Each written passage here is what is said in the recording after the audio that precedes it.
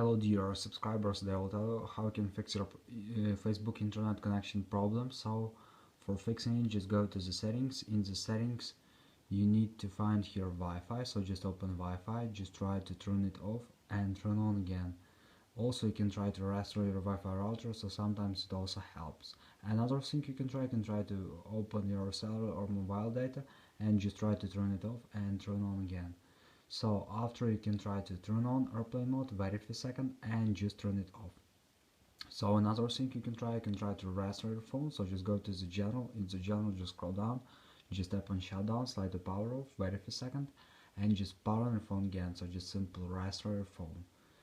And the latest option you can try to update your Facebook. So just go to App Store, just go to search tab, in search tab just write Facebook, and if you see here not open but update, just tap on update and wait until it was successful, so the latest updates for your Facebook application.